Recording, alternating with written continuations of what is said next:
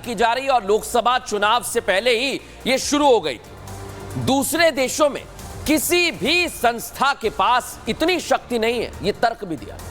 2013 में दर्शकों यूपीए की सरकार थी और मूल अधिनियम में संशोधन हुआ। क्या हुआ? वक्फ बोर्ड को और ज्यादा पावरफुल बनाया गया, शक्तियां दे दी गई। संशोधन वक्फ अफसरों और संपत्ति के मालिकों में विवाद का कारण बना और यही बात है। केस 2 समझ लीजिए कि अब संपत्ति बचाने में कितने पेच आ रहे हैं लोगों को, आम लोगों को। वक्फ बोर्ड के पास करीब 8.7 लाख संपत्तियां हैं, 8,70,000, और इन संपत्तियों का कुल क्षेत्रफल है 9.4 लाख एकड़। रेलवे और सेना के बाद वक्फ तीसरा सबसे बड़ा मालिक है।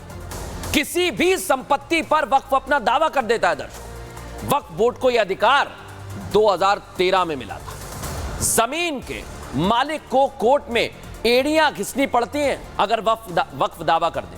सिर्फ कोर्ट में वक्फ बोर्ड के फैसले के खिलाफ अपील संभव है, बाकी कोई नहीं सुनेगा। ऐसी अपीलों पर फैसले के लिए कोई समय सीमा भी नहीं है। ऐसे मामलों में कोर्ट का निर्णय ही अंतिम होता है।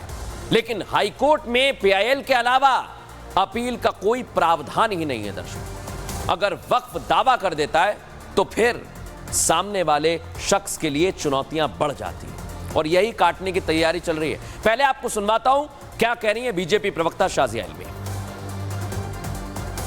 इसमें सुधार की बहुत ज्यादा गुंजाइश है, बल्कि जरूरत है। आप देखेंगे कि हमारे देश के डिफेंस और रेलवेज के बाद सबसे ज्यादा अगर लैंड है तो वो वक्फ बोर्ड के पास है।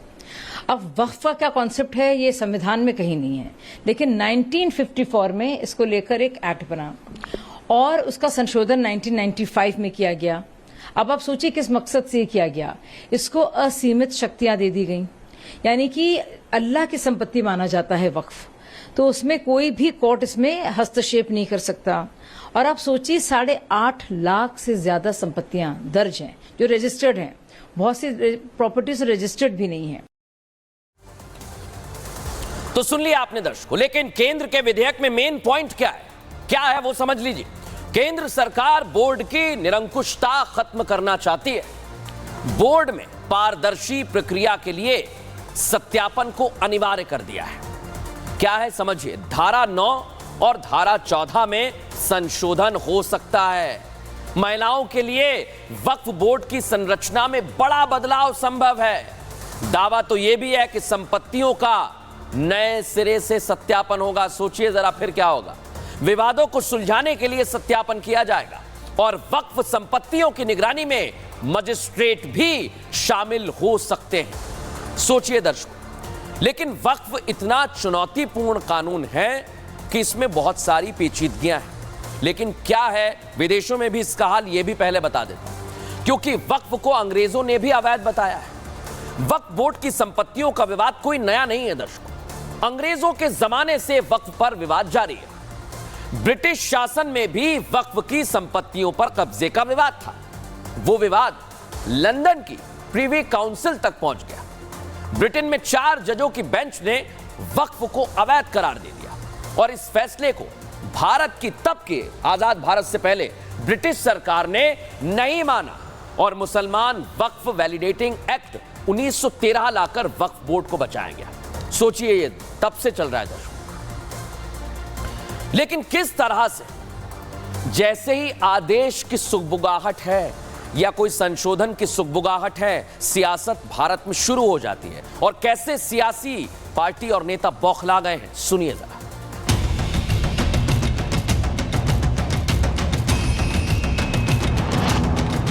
वक्फ अधिनियम में केंद्र सरकार बदलाव की तैयारी में है, जिसके लिए लोकसभा में संशोधित बिल पेश किया जाएगा। बताया जा रहा है कि केंद्र सरकार वक्फ बोर्ड की किसी भी संपत्ति को वक्फ संपत्ति बनाने की शक्तियों पर अंकुश लगा सकती है। सरकार सदन में संशोधन बिल लाए उससे पहले ही इस मामले पर सियासत शुरू हो गई है।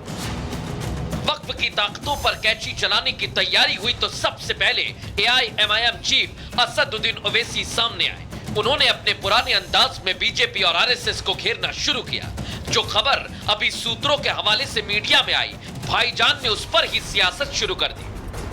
बीजेपी शुरू से वक्फ बोर्ड्स और वक्फ की प्रॉपर्टीज के खिलाफ रही है और इनका एक हिंदुत्व का एजेंडा है, आरएसएस का एजेंडा है कि वो शुरू से वक्फ प्रॉपर्टीज को और वक्फ बोर्ड को खत्म करने की कोशिशें करती रही हैं। खुद को मुस्लिमों का मसीहा समझने वाले असदुद्दीन ओवैसी ने जब वक्फ बोर्ड की वकालत करते हुए बीजेपी, आरएसएस और हिंदुत्व को घेरा तो राज्यसभा सदस्य ब्रजलाल ने वक्फ बोर्ड की असलियत कैमरे पर बयां कर दी। वक्फ के नाम पर बहुत घपले हुए हैं। बता दिया वक्फ कब्जा कर लिया, सरकारी जमीन, और ज्यादातर इसमें प्रताड़ित मुस्लिम ही हैं। और उसके बाद उनकी सुनवाई कहाँ होगी? वक्फ बोर्ड। कब्जा करने वाला वक्फ बोर्ड, सुनवाई करने वाला वक्फ बोर्ड। वक्फ संशोधन बिल आने से पहले ही इस पर सियासत शुरू हो गई है। एनडीए जहां आने वाले बिल का स्वागत कर रही है, वहीं इंडी के नेता इसका विरोध कर रहे हैं। सियासतदानों की तरह ही मुस्लिम पक्ष भी बटा हुआ नजर आ रहा है। कोई संशोधन का स्वागत कर रहा है तो कोई इसे मुस्लिम विरोधी साजिश बता रहा है। हर एक्ट में संशोधन हुआ है, ये कोई नई बात नहीं है कि वक्फ एक्ट में ही संशोधन हो रहा है।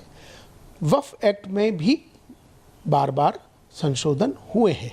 वक्फ की जो मर्यादा है उसमें किसी तरह से भी उसको कोई नुकसान न पहुंचे, इसका भी ख्याल रखना ज़रूरी है। बड़े अफसोस की बात है कि पिछले 10 सालों में सरकार सिर्फ मुसलमानों के लिए काम कर रही है।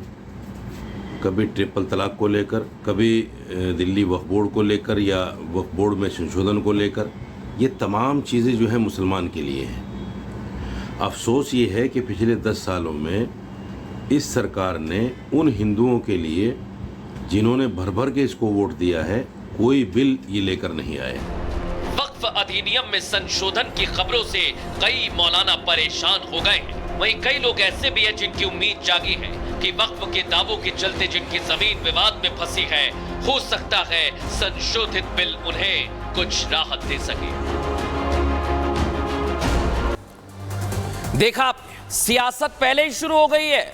अभी तो संशोधन की सुगबुगाहट है, लेकिन अब मैं आपको बताने वाला हूं ये वक्फ एक्ट है क्या, इसमें क्या क्या चीजें हैं। दर्शकों सुन लीजिए, समझ लीजिए कहां से आया, एक एक चीज आज आपको बताने वाला हूं। जवाहरलाल नेहरू सरकार ने वक्फ एक्ट 1954 पास कराया।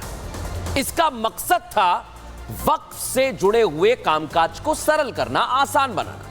वक्फ की संपत्ति पर दावे से लेकर रख रखाव तक का प्रावधान इसमें है। लेकिन क्या हुआ, 1964 में केंद्रीय वक्फ परिषद का गठन हुआ दर्शकों, और अल्पसंख्यक मंत्रालय के अधीन यह गठन